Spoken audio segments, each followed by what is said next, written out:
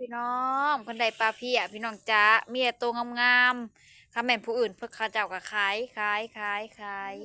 อันนี้บ่ได้ขายติโลเท่าใดบอกปลาเพียภาษาตัวน้อยบ่ได้ยัง130ภาษาภาษาไทยเขาเอิ่นปลายังปลากาปลากั้มกาก็จะเอิ่นนะปลากาปลากำได้มองจ้ะนะมันเอิ่นมาคือกันบางคนว่าปลากาก็จะเอิ่นปลากา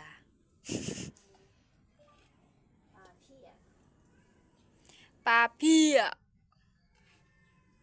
ปลาเป็นซิวปลาเพียเป็นซิวยังบ่ทันตายยังดูแบบอยู่เอาเข้าตู้ไว้มันจังสดมันตายแล้วจังเอาเข้าตู้นี่เป็นไม่สดใครอยู่กับเจ้ายังบ่มาหลักยามเนาะมื้อว่าบ่ได้ยามจักมื้อเลย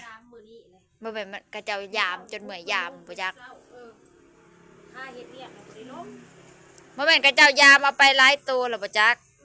ผู้เจ้าว่าบ่ได้ลงมาเบิ่งปกติน่ะเขายามเช้าปลายามเพียแลง4 ตัว5-6 ตัวโอ้มันคือบ่ได้ตัวใหญ่ๆเนาะวุ้ยเสียดายเด้ใหญ่เบิดนะแม่นี่บ่ได้ตัวน้อยปลาเพียพี่น้องปลาเพียแต่มันน่ะบ่ใหญ่เนาะพอดีละมื้อนี้ก็คือเมฆลายแท้เขาว่าจังได๋พยากรณ์อากาศนะฝนสิตกอยู่บ่ตำรวจก็สายตื่นสวยบ่ซะว่าขี่รถไวแท้8 โมงจิตบินเอาเขาว่าฝนจะตกไหมหรือไม่ตกดูท้องฟ้าครึ้มมากเลยถ้าพี่น้องกินข้าว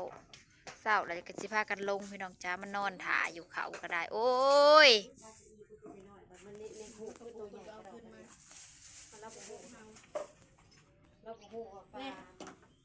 กินอยู่บ่ฮู้ไปเอามีดมาปาดไปเนาะมักหุงไง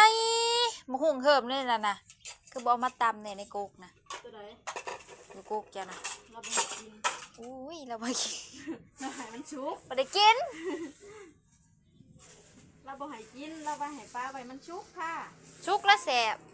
ฮอกอยู่หม่องตัดอ้อยไม่ได้กินหมากสุกแล้วเต็มอยู่เขาเอาให้เป็นกระสอบนะกินบ่ทันมันก็สุก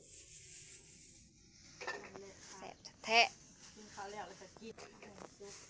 อาหารเช้าจ้าส้มตำมะกรูดแล้วก็